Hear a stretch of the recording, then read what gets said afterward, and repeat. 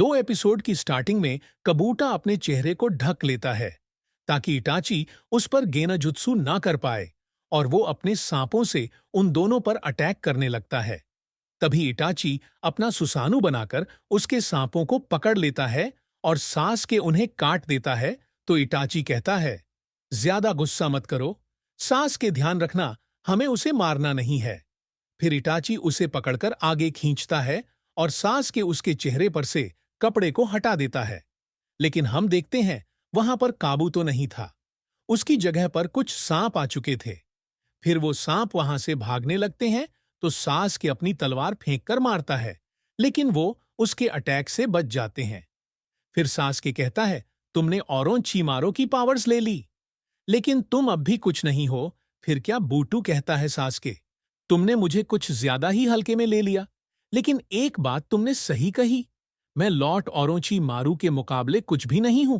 फिर हिटाची कहता है, जरा संभल कर रहना, उसका चाकरा हर जगह है, हमें नहीं पता असली वाला कौन सा है।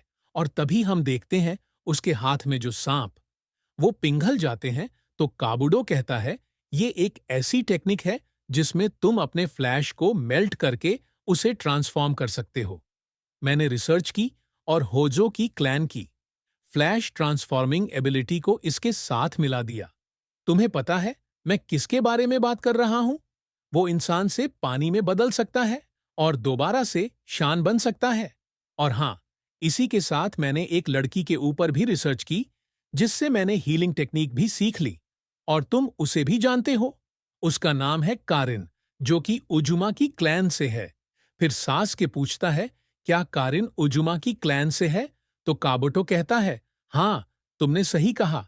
उनकी पहचान ये है कि उन सब के बाल। उसने रुचि कैप्स को भी ढूंढ लिया है और वहां पर ट्रेनिंग भी की।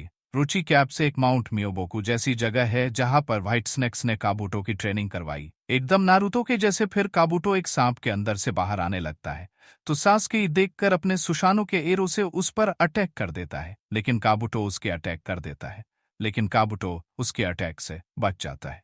तो सास्के कहता है, आखिर ये सुसानु के एरो से कैसे बच गया? फिर काबूटो कहता है, मैंने नेचर एनर्जी को मास्टर कर लिया और अब मैं तुम्हारे अटैक को सेंस कर सकता हूँ। फिर काबूटो उस सांप के अंदर से बाहर आ जाता है और वो बहुत ही अजीब लग रहा था। वही हम देखते हैं माद्रा पूछ रहा था, क्या ये सभी लोन सुसानो का इस्तेमाल करें या फिर नहीं, लेकिन कोई भी कागे कुछ भी नहीं बोल रहा था।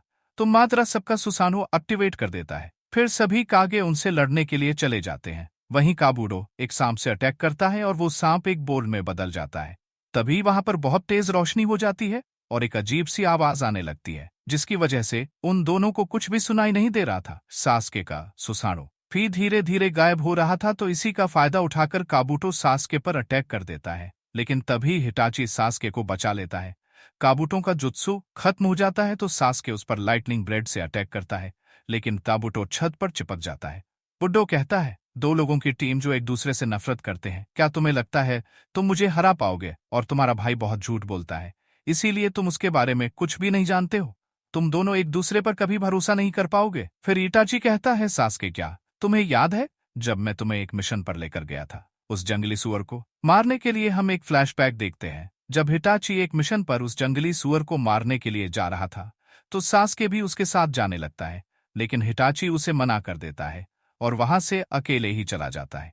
लेकिन सास्के उसका पीछा करते हुए वहीं पर आ जाता है, तो हिटाची उससे कहता है, देखो उसे जान से मत मारना, बस उसे थोड़ा सा दर्द पहुंचाओ और वो यहां से चला जाएगा।